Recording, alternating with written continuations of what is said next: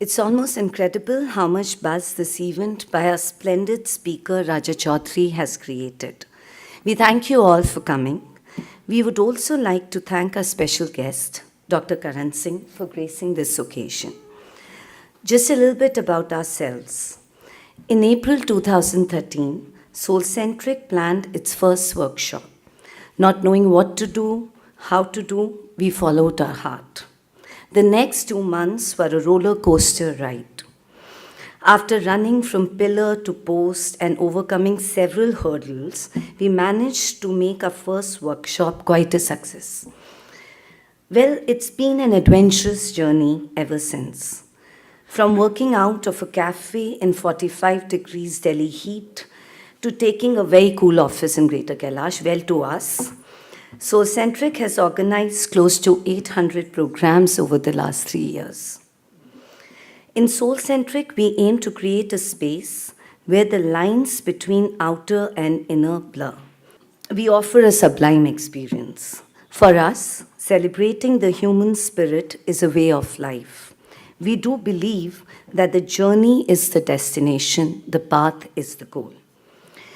We do know, and we believe again, there's a hidden light within each one of us, and to reach it is the need of the hour.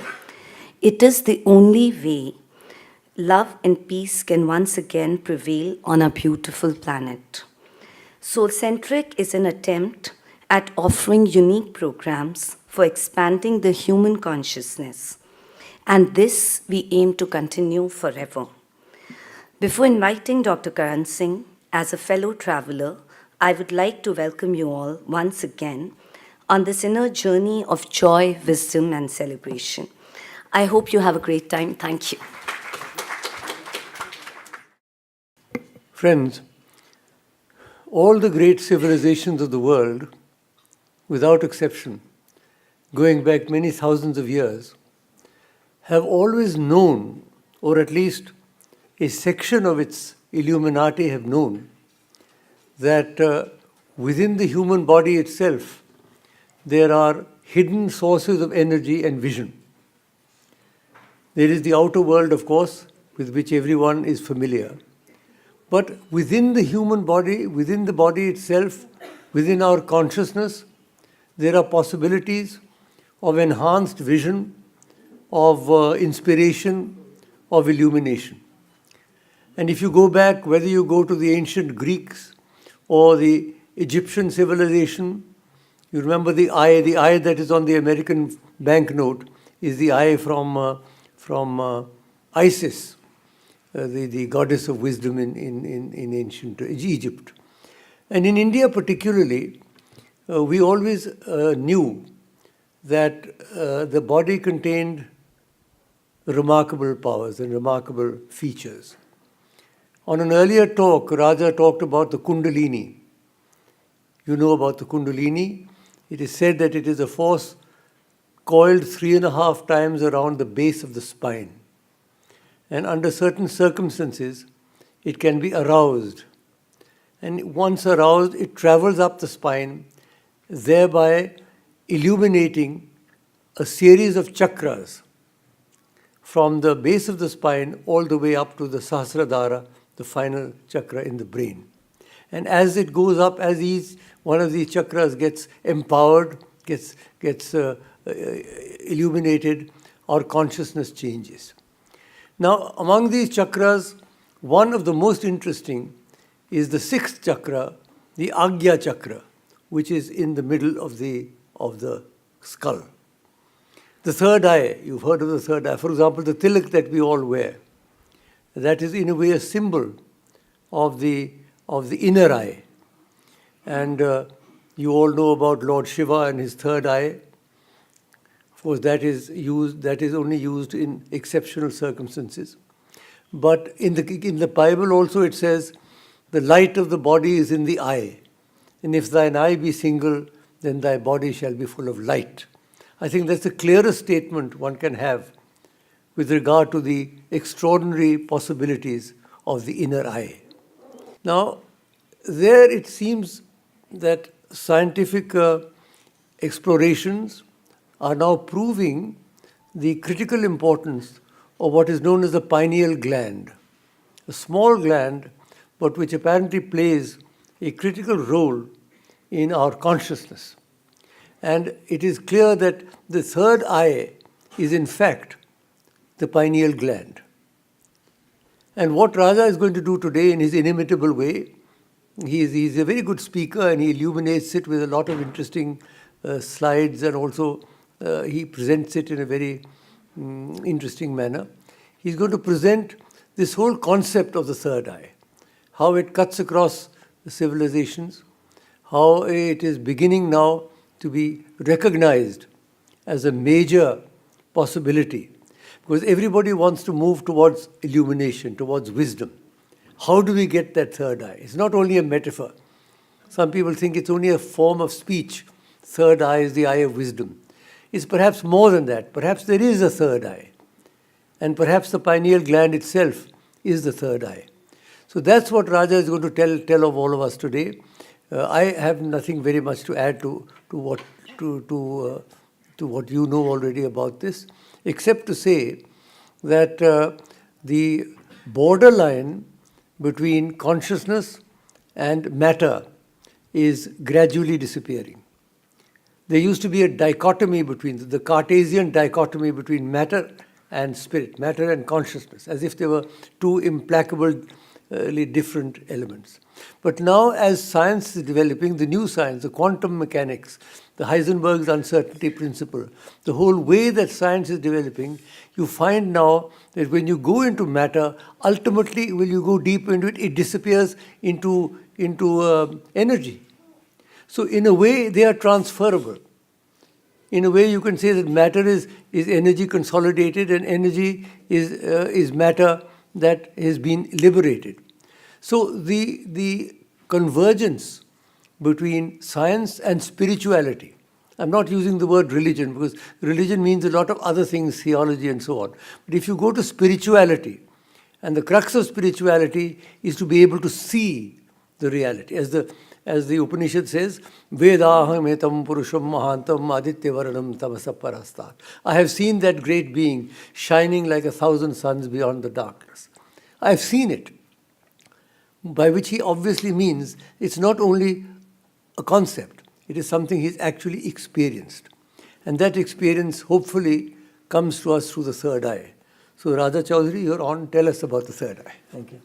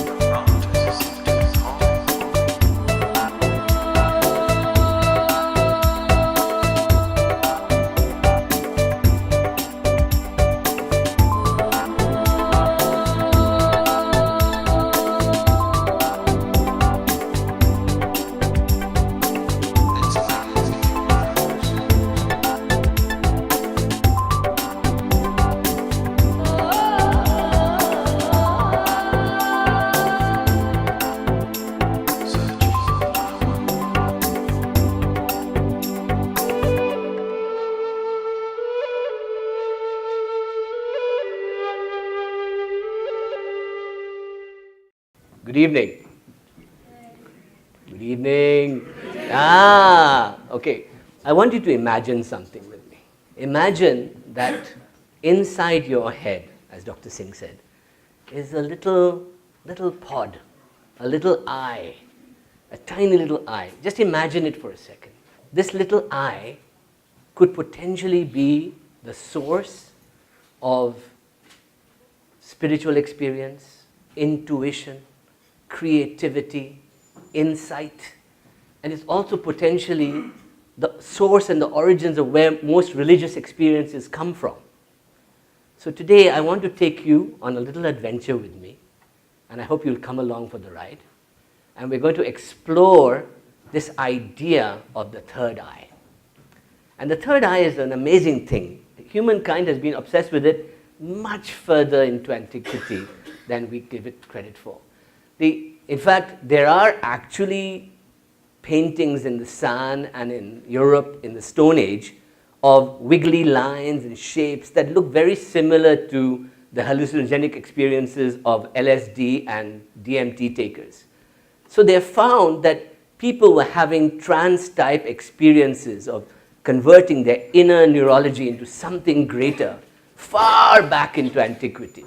But what we find is that by the time we get to ancient Egypt and India and Sumeria, we have this amazing culture of a third eye developing. Right? Everybody knows this eye here. This is the eye of Horus, or the eye of Ra, it's called. And in fact, the first symbol of the eye of Ra is the lion staring up at the sun at about a 45-degree angle. Now that tells you a lot about where the third eye would be located. We also see that there is the third eye in the Tutankhamun and other tombs. We see the third eye in Shiva, in Lord Shiva in India. We also see that the Shiva third eye is a very strange mythology because it is all about destruction and rebirth. It is about cleansing away everything. It is about clearing the path. And then later on we find, as you pointed out, that the dollar bill also has the third eye on the pyramid at the top of it. And I'm sure all of you have heard the conspiracy theories around the third eye and Illuminati and the Freemasons. But basically this knowledge goes right back to about 3000 BC at least. And we see it in, if you look on the left side, this is 1000 BC in Israel, where they found pre-King Solomon's temple, the symbol of the hectogram. This is what we call the yin and the yang, the Shiva and Shakti, the Star of David. Now look here, this is from 1100 BC on the left, and on the right is from Sri Lanka around 3 BC, which is the Agastya temple in Sri Lanka, which happens to be at the exact same longitude as Kailash Mansarovar. So you have a direct line linking Shiva's Mansarovar with a temple in Sri Lanka that has an ancient symbol like that. This symbol is going to be a major clue for us as we go forward. So stay with me. How did they describe it? They all described the experience of the third eye. This painting is an ancient Indian painting showing what they call the view when you see the Sahasrara. When you get to the top third eye, your third eye opens and 1,000 lotuses of light come alive. It is quite something. This was the painting. And if you see in the middle, you will see 2 footprints. Now that's a very interesting metaphor used in Hinduism, that you never actually see God. All that God leaves behind is his footprints. That's all you will see. Right? So the other thing you'll see, over and over again you see this. This is from Egypt. This is 2000 BC. This is called the flower of life. That means that somehow geometry and sacred circles had already become known to people, and you can see the patterns called the flower of life here.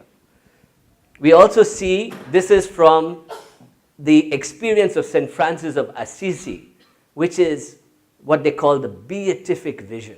And if you look at European art, the prophets, the biblical prophets, the saints, all saw heaven as a circular light opening in front of their heads, angels flying all around, and they would be pulled towards that light. Right? So it was an amazing experience. If we look here, this is the usual picture of heaven in the Western world, is sunlit meadows and you're moving towards light. Here we see, this is an example, a picture taken by someone who had a near-death experience. When they were about to die, and they had this out-of-body experience for about 30-40 minutes, most people returning say they saw a tunnel of light and they went towards it. They were surrounded by loved ones, by angels, and then they came back and they wished they could just keep going towards the light. So we see this again in death as well. And we see this is an explosion caught by Hubble telescope in the Sirius constellation in the heavens. And it just so happens that Sirius was the point at which the Egyptians believed their spiritual home was. So all their architecture, all their third eye pointing was towards Sirius. And throughout the galaxy, you're going to see explosions like this, but they were obsessed with Sirius. They wanted to bring Sirius into their own brains. So, what did the third eye give you?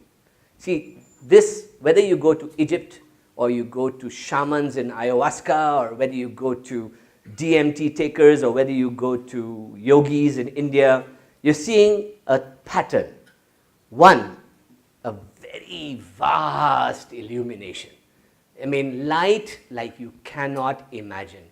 1,000 suns exploding in your head. This was the vision. Right? Now, for anybody who's even tasted a little bit of that, it is something spectacular. So the yogis that go into blissful states and can't stop laughing and can't stop being in ecstasy, these are seeing the 1,000 blasted thing in their head somewhere. A lot of people experience this with DMT, with ayahuasca and things like that, but those are temporary. When you get it through these techniques that we're learning more and more about, it explodes. The other thing we also see is that huge inner strength, inner vibration, inner energy, and then you are able to overcome disease, overcome things like that. Creativity and beauty, that's a huge one, the outcome of tapping into this third eye. The fourth one is the idea of intuition, of actually meeting intelligence, of getting information from sources you would not have imagined before, seeing things before they happen. These are all claims of the third eye awakening.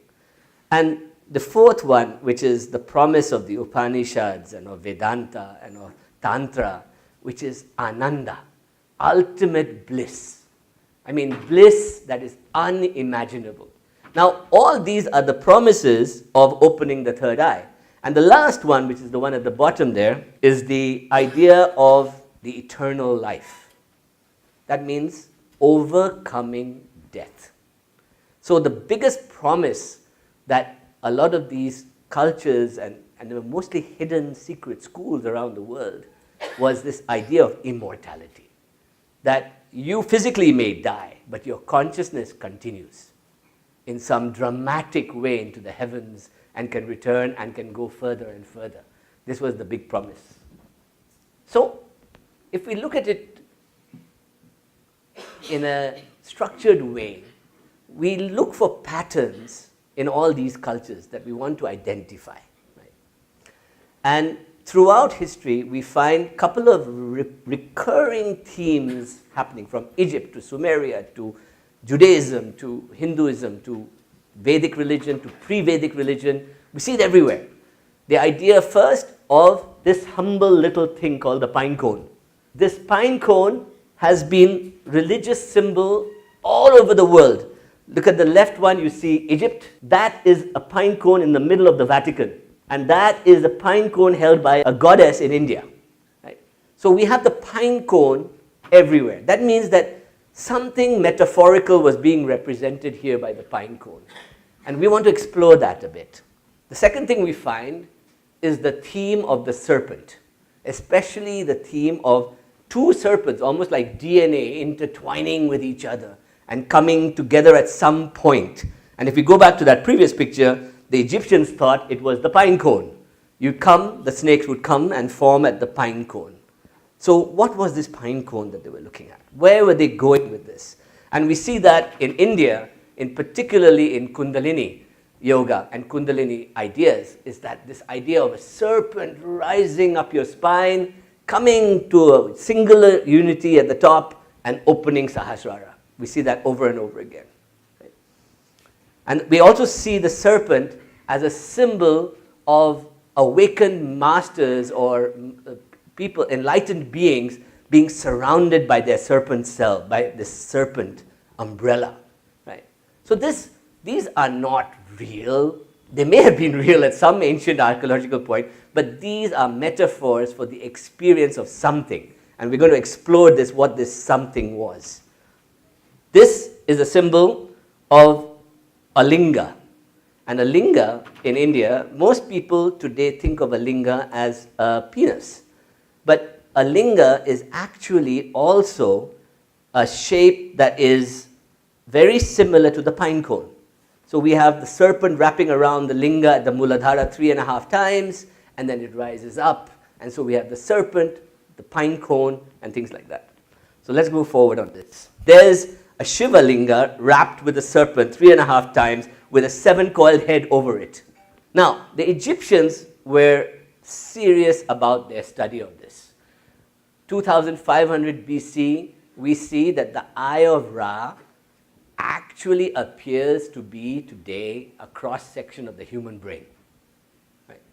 So if you look at the eye of Ra carefully, you will see that the eye actually looks like the thalamus, the pineal, and the whole area of the limbic brain there, right there. So this is where it is. And so these people were not messing around. These were spiritual scientists almost. They were cutting into the brain to look at where this source of knowledge was, where it was from. And the god related to this was a god called Thought. In India, we see the same thing. The Shiva with the third eye is also represented as a linga coming out of a yoni. Now, the yoni linga comparison is one, not just sexual, but it's also consciousness and activation. It is also the idea, if you look at it carefully, that's the Kamakya one, is the second one. It looks like the third eye. It looks like the Egyptian third eye in a lot of ways. And if you look at the Shiva lingas in the design, most of them actually look, if you see from a particular angle, as a different from just a penis coming out of something. You know, it does look different. And here, this idea was that in the middle of your eye, in the brain, was an eye, was a third eye. The Egyptians really believed in this. And I just wanted to quickly show you this, that the reptilian being, which doesn't have the neocortex or the limbic brain that we have, actually, in a lot of serpents and a lot of lizards, has a third eye on its top. It's called a palliatic eye, but it's the pineal gland. So a lot of creatures, if you look carefully, you will see that they have this third eye that actually looks upwards.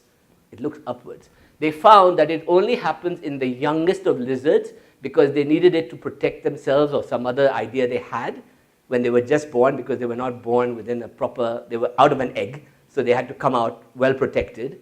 And they were awakened third eye until they got to maturity, then it covered up. The pineal gland is inside your brain. It's a tiny little beam there. And this is what it looks like. Right?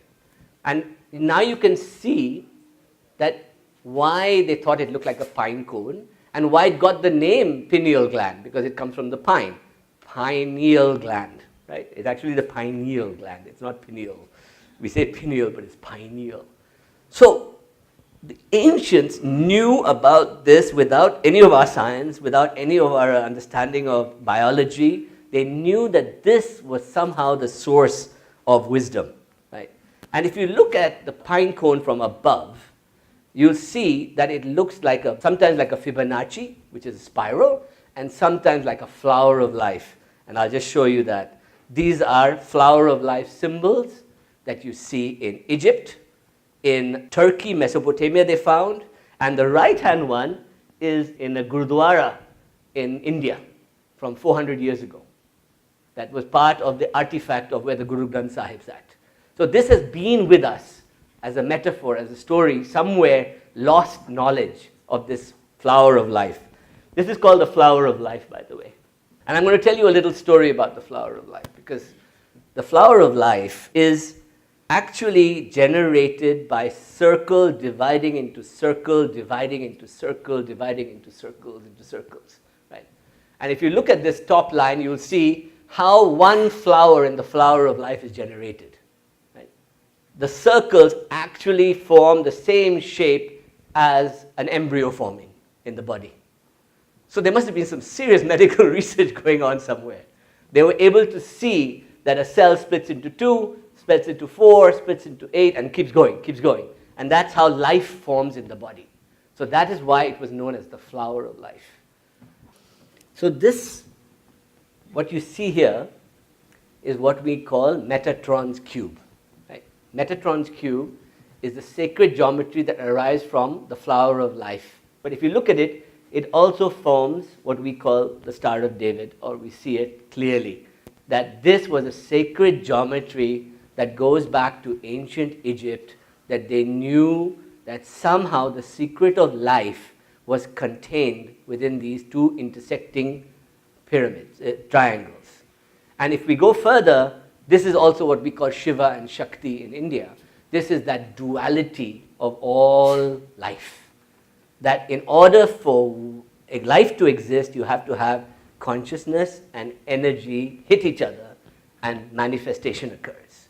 And this central spot, the Bindi, also later becomes the Sri Chakra, becomes other things in India, is actually the beginning of that flower of life from which life emanates. And this is going to be connected to the third eye. I'll come to that. So if you look throughout the world, again, I showed you, even the Pope has one on his head. This knowledge was kept secret, esoteric knowledge, It was kept in mystery schools. In Egypt, you could only learn it if you were part of a mystery school. You could only go further with it in India also if you had a guru or you went to a secret place and you learned these things. You had to become an astrologer, you had to become a mathematician, you had to do different things. Isaac Newton, the greatest scientist ever, was an alchemist who studied these things. He loved esoteric wisdom. He wanted to prove that as above, so below, the Hermetic principle. This as above, so below, that what is out there is also inside me, right? So there was this fantastic connection between the cosmos, the planets, me, and my biological self, little me, and my brain. And all of that was somehow connected to this pineal gland in my head. Right? And we see it in our architecture as well. If you look carefully, the pyramids are essentially, the best theory today is these were pharaonic space-time travel engines to have a pineal gland explosion for a pharaoh, to go off into another dimension. This is one of the best explanations there is. So can you imagine a civilization that spent billions of equivalent dollars today on building structures so that people could go off into adventures of their mind? We can't even imagine that today because we wouldn't spend that kind of money. Yeah, we do build temples, but we don't do this. We don't create vehicles. So most of the buildings of the ancient time were also tools for creating that vibration, to get you out, to get you connected. So, and you'll find that geometry, sound, shape, these all determine the architecture of those ancient pyramids, right? And ancient temples in India as well, including Madurai and all of them. So let's go back to the triangle. This is actually a three-dimensional device. And in the middle of it is the human being. So if you can imagine, the human being is a center of this galaxy, is a center of this cosmos. Around him is the pyramid of Shiva and Shakti. He is that. The cross occurs at the heart, which is the middle point, right? The bottom is the Muladhar, which is the outward going downwards, and the top is the Sahasrar, which is the connection upwards, right? So now we have a sacred geometry from that person, right? We go further, we have it in meditation. And if you look at this right-hand picture, of course that's Leonardo, but you see that the third eye sits in that top pyramid, just above the head, which is where you get the third eye in the dollar bill as well, at the top of the pyramid. It is the eye of Ra. It is that eye. And that eye is actually inside your head. And that eye, if you look at that, this is a representation of what they call the Merkaba field. Merkaba is you are the center of a huge energy field. And if you are able to channel it and tune it, whether you do it with yoga or breath or hallucinogens, you become this field of energy around you. This is energy. Now, you can take on metaphysical things like that's an angel, or that's a light wave, or whatever it is, but it is pure electromagnetic energy out of your own body going outwards. And you can actually increase that resonance. So that's what they were trying to do. They were trying to get each person to have this experience, to go higher and higher into states of expanded consciousness. So this is a great picture, because this shows what yoga is all about also, but this is Merkaba also. See the Star of David there, and you also see that the person is a channel between earth and heaven, right? This is a very important thing to remember. In fact, all our beliefs are three, the tripartite. We have the lower self, whether you do Bhur, Bhuva, Swaha, whether you do Brahma, Vishnu, Shiva, right? Whether you do Saraswati, Lakshmi, Kali, whether you do any three, you are dealing with the three parts of the body. You're dealing with the base from which you connect to earth, you're dealing with the heart, which expands outwards, and you're dealing with the head, which is the connection to cosmos. Right? And this three became the foundation upon all religions, in a way. And we see that over and over again in our mythologies, in our architecture. So I'm going to come to the third eye. And in India, the system was that we have a spinal cord that seems to transmit energy upwards. So ancient yogic scientists believe that you could actually climb up this spinal cord. And as you climb up the spinal cord, you are opening these centers. That's what they believed. And as you open the centers, you get to the sixth center, which is what we call the Ajna Chakra or Agna. And here is when the third eye opens and Shiva and Shakti unite, and you go bang out the top. So this is the picture of that rising. Right? So if you imagine that how many thousands of years of invested energy and intellect went into developing these theories. I mean, just think about it. We just wipe them away as mythology, as, this is just mumbo jumbo, woolly stuff. But these are techniques that people spent years, lifetimes, dedicated to studying.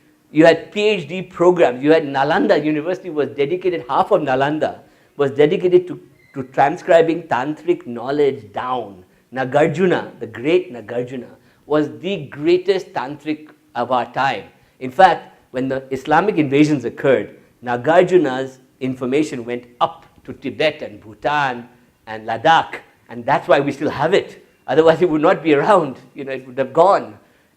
And these were knowledge bases that were all over the world. Alexandria in Egypt, Sumer in Iraq, Turkey. These are lost centers of knowledge. But there was another school that went with it, which was the whole idea of hallucinogens, and I'll come to that in a second. So this is the Indian system, which says that as your energy goes up the spine to your third eye, it goes through these chakras, and then it opens and explodes, and it gives you the Sahasrara vision. So let's look at the science of this now. The human brain is a very strange animal. The human animal is made up of 3 brains, actually.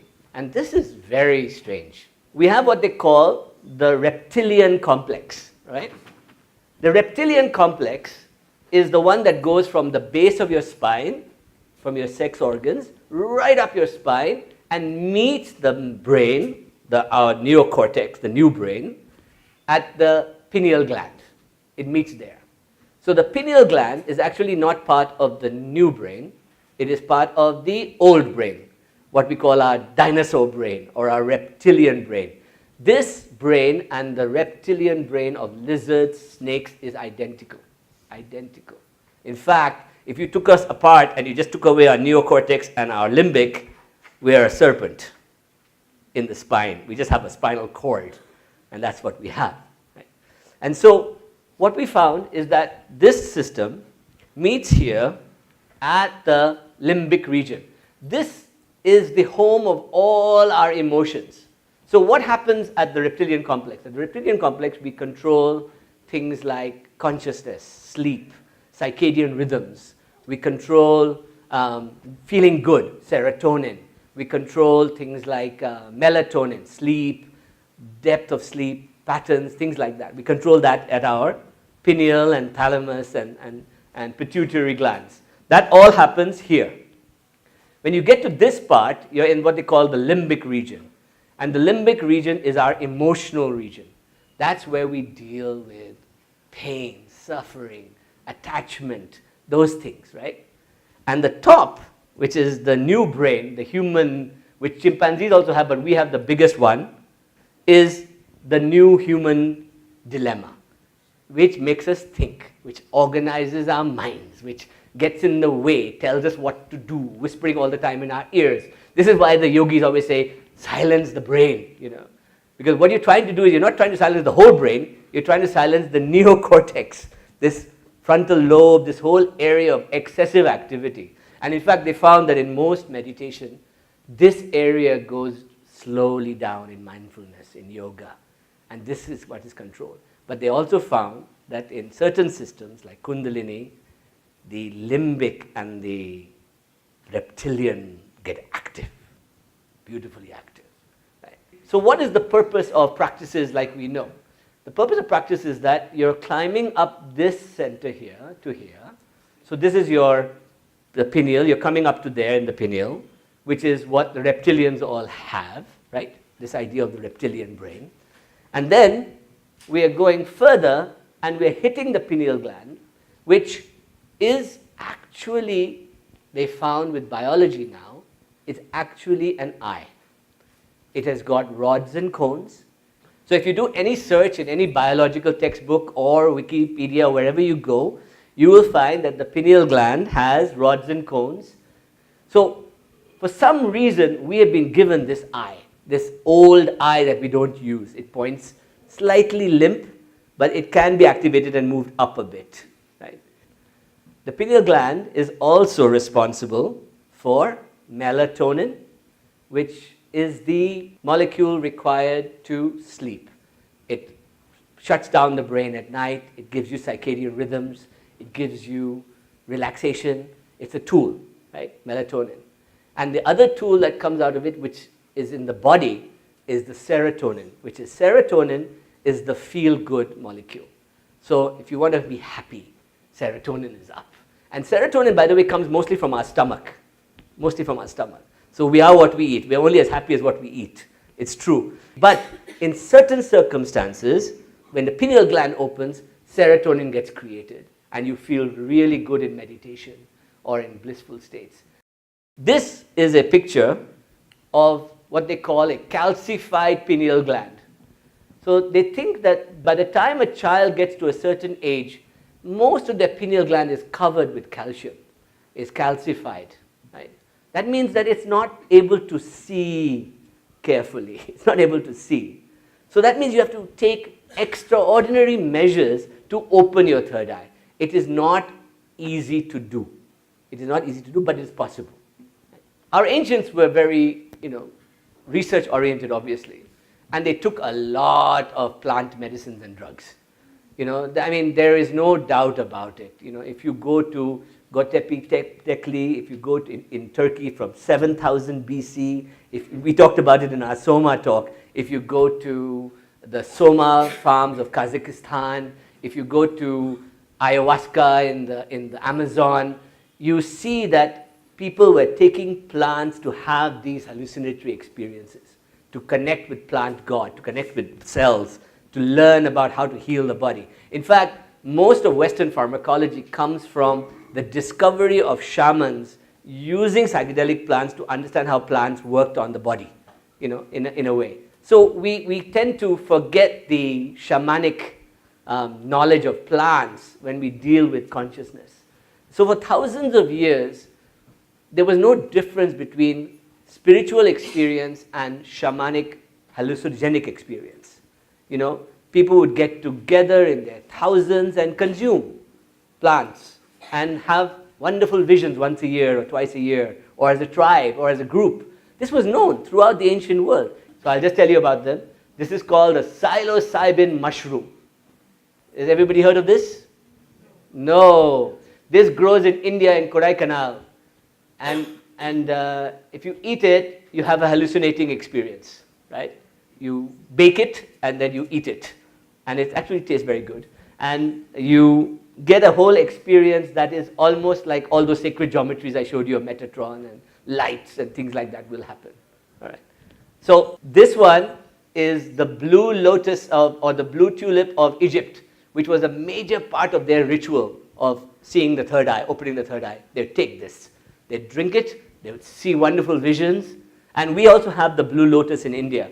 Oh, by the way, there's a wonderful Soma myth that says that if you take a blue lotus dewdrop of water on a full moon at a certain time in the morning, you will experience Soma. Now just imagine. This was magical stuff, right? Then that's marijuana. Everybody knows that one. This is the famous marijuana. I'm sure it's growing in most people's backyard somewhere. This is, Amanati muscaria. This is one of the most famous mushrooms there is known by Siberian shamans. It's a poison, but if done correctly, just sends you on another trip altogether. Very dangerous, but very exciting. And by the way, you see the colors? It's the toadstool, And also you'll see that the Siberian shaman, by the way, they showed a painting of a Siberian shaman, and he had a red hat, white beard, red outfit.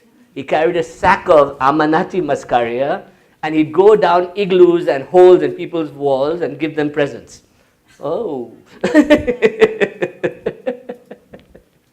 This is ephedra, which is the source, they say, of Soma. A lot of Soma theory is based on ephedra, which is now a medicine, by the way. This is ayahuasca. Ayahuasca is an Amazonian vine that if you drink it, it's horrible, it's disgusting, but it takes you on an amazing trip, apparently. This is ergot, which is found as a parasite in bread. This was used in the witches of Salem trials. And this is mescaline, the cactus of the New Mexico desert, where the local Native Americans would drink this and have visionary experiences and open their third eye. So we have been doing this for thousands of years, okay?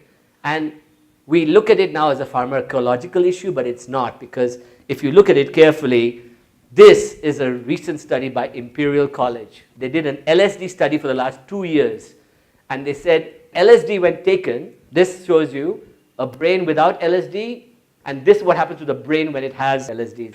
So, I think that in the next 5 years, we're going to see the whole conversation about hallucinogenics changing in the world. But I want to talk about that because there's only one that the human body produces, right?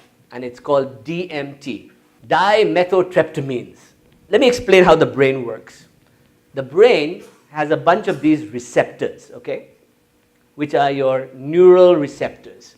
So every time a neuron is triggered, a neural dendrite has to send a signal to the receptor, and that gives a feeling or an emotion or an instruction.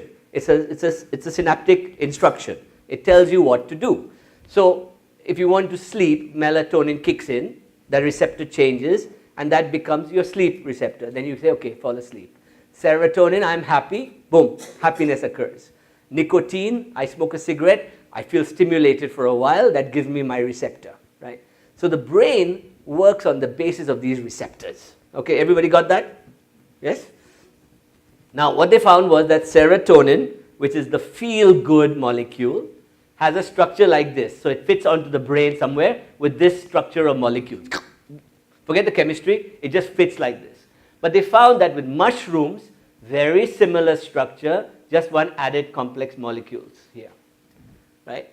They found with DMT, which is what I'm going to talk about now, that it is actually very similar, and it just connects in a new way here. And LSD is even more complex. So the high you get from LSD is extreme. It is like, how many people have seen the movie Lucy? So you know how Lucy's brain goes to 100%, right? So imagine that LSD would do that with Lucy, right? LSD is equivalent of that. It is a temporary 8-hour Lucy, right? I wouldn't recommend it though. But we naturally in our body, we produce something called DMT, dimethyltryptamine, called the God molecule. And this is the baby that we've been looking for all these years. And I think we finally found it. This is the molecule that the pineal gland creates, right? And the pineal gland, when it is not, it's a distortion of serotonin. So under certain circumstances, like excessive sunlight, darkness, fasting, hallucinogens, meditation, rhythm, dancing, trancing, you will get an awakening inside the pineal gland that releases not serotonin, but dimethyltryptamines. This there, now I'm going to show you a little video by a man called Dr. Rick Strassman, right, who is the scientist at the cutting edge of research into this. So we'll just talk about that for a second. I was interested in seeing if I could determine a biological basis of mystical states. That was probably how things started in the first place. And I was quite impressed with some of the commonalities that seemed to occur between spontaneously occurring mystical states, such as those that occurred with meditation and with spiritual practices, and even those described, from near-death experiences. Quite a few of those descriptions seem quite comparable to descriptions of people on large doses of psychedelic drugs. And so I started to think about the possibility of some kind of compound in the brain with psychedelic properties that could be underlying some of these spontaneous experiences. I began becoming interested in the pineal gland as a possible source of some kind of psychedelic chemical in the brain. It's an extremely mysterious organ. It's quite small. There seemed to be some kind of a kind of visual correspondence with light and with color in the pineal. And also it has quite a long history in the context of the mystical literature. It's been described as the third eye and as the crown chakra, those kinds of things. And it's spoken of as being activated when people attain quite high mystical states. And so one of the interesting aspects of pineal development also is that it appears in the human embryo at around 49 days of gestation. And 49 days is also the time that the Tibetans believe is required for one soul to incarnate onto the next. So that was a pretty interesting, coincidence. At the time of the differentiation of the fetus into either male or female, that also occurs at that 49-day period. And so I was struck with this interesting kind of temporal, correspondence. And so as time went on, I started, looking into some of the chemistry of the pineal gland. And it seemed as if it was capable of making a compound called DMT. DMT stands for dimethyltryptamine. It's like a chemical cousin of serotonin. And it's quite a profound hallucinogenic type of chemical. It seemed as if the pineal contained all of the precursors and all the enzymes and all of the building blocks that would be required to make DMT. So I started speculating about perhaps there was DMT released in the pineal gland and stimulating the brain under extraordinary states, either through spontaneous mystical states, the time of death, or at times close to death. And also I started speculating that perhaps it was stimulated at the time of birth as well. The pineal gland is extremely well protected from stress, but you can stress the pineal gland if the stress is great enough. Pineal's protective mechanism can be overridden. And so obviously the most stressful time in a person's life is at the time of death. The stress hormones like adrenaline and endorphins are at extraordinarily high levels at the time of death. And so that could, possibly stimulate the formation and the release of DMT from the pineal gland at that time. And so you can, conceive of an individual's consciousness at the time of death being exposed to this big flash of DMT. And so the last thing that one is conscious of in the body is the release of this huge amount of this incredible psychedelic compound. So we are beginning to see the mystery unfolding here now. Little bits of it. That means that through hallucinogenic substances or through natural means such as intense meditation, intense breathing, darkness, sitting in caves, things we've heard wonderful stories about, something happens in the body that triggers the pineal gland to release this, what they're calling now metatonin, which is DMT. And it goes back to that old source of light, energy, intuition, all coming out of it. Right? So we're understanding that in India, for example, over the last few thousand years, we've seen an elaborate technology emerge to awaken this. Right? And you can call it yoga, you can call it Kundalini yoga, you can call it Kriya, you can call it Tantra. There are different schools and names, but the purpose is the same. And you have it in the West also with Kabbalah, with Hermeticism, with other schools of thought like this, which are that can one, sitting in meditation, awaken this consciousness inside oneself and open one's third eye. And before it was restricted to mystery schools, it was restricted to people doing it under gurus, and it is still, you need guidance, you need help, but you can achieve it. A lot of the young people today in their 20s are trying LSD and DMT all over the world. And we have to understand that there is suddenly a hunger to get beyond religion towards a more mystical and spiritual experience or connection. Right? And that's what this is all about. Let me show you this. This is the Indian system. And in the Indian system, the concept is that I need to come up to my brain somehow and create a unifying experience that opens my third eye. This is my purpose of that third eye meditation. And when I do that, two things happen. One is, in the metaphors in Hinduism, Shiva and Shakti unite, and I have a unifying experience. And I explode, and now I am no more duality. I am no more two. I am one. Right? They found in the Kundalini system that they have two subtle systems that flow on either side of the body, the Ida and the Pingala.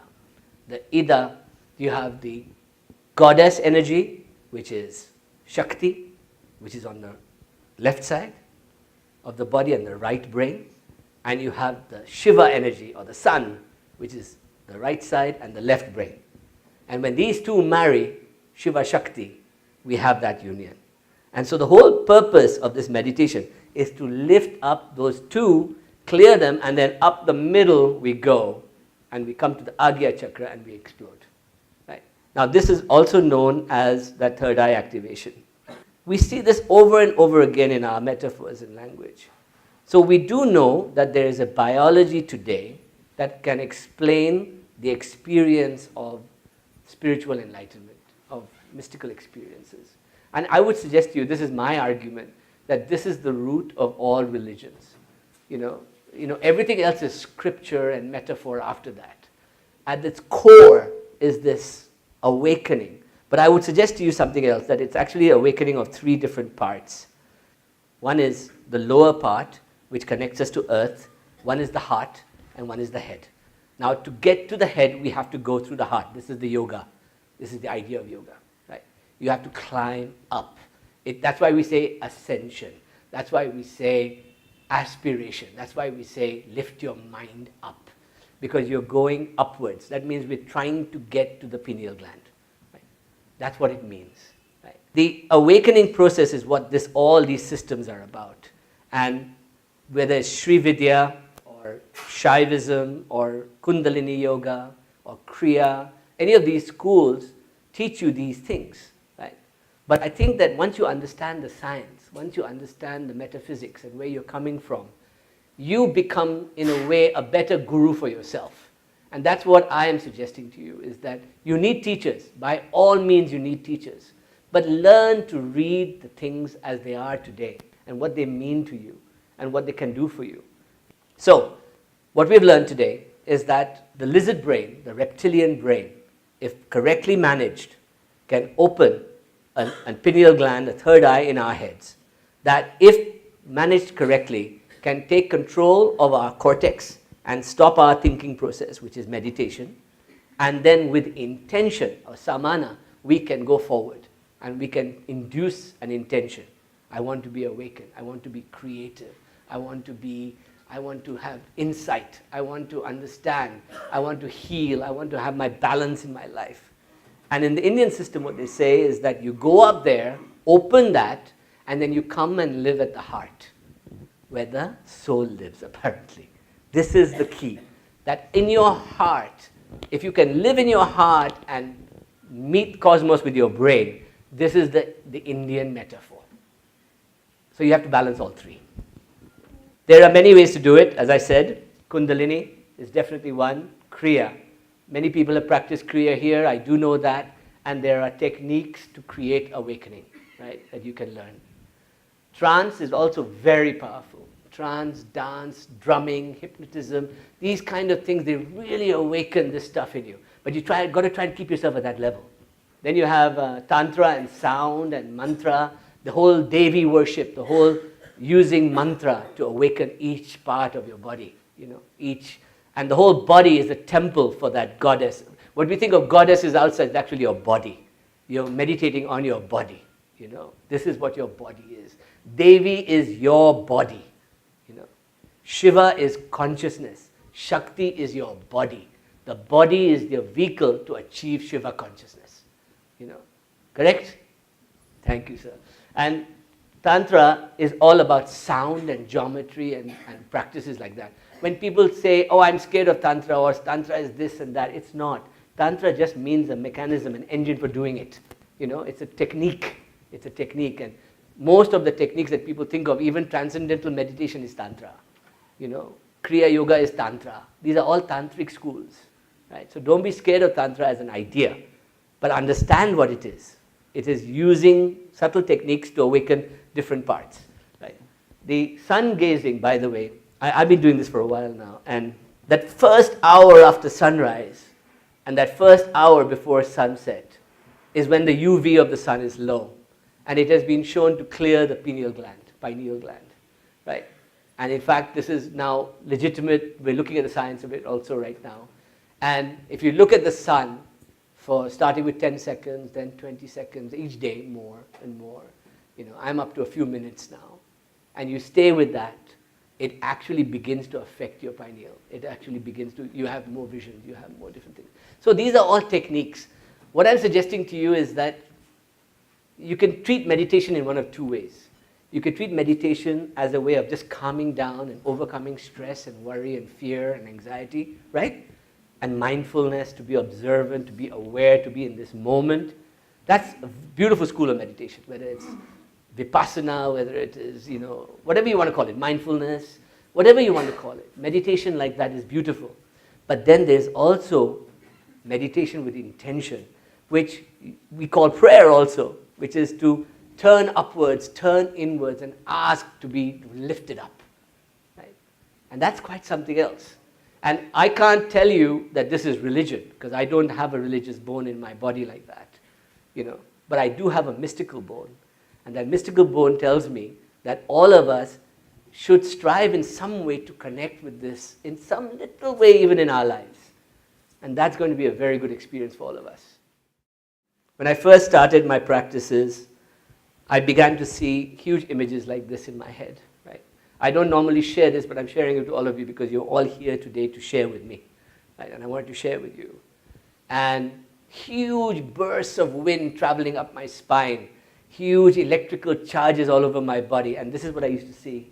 Then it became more like this, right? And slowly, slowly a bindu started to appear, a split. And now it's like this. So I'm a practicing believer. I can't share anything else but that. And I wanted to thank you for that. Thank you.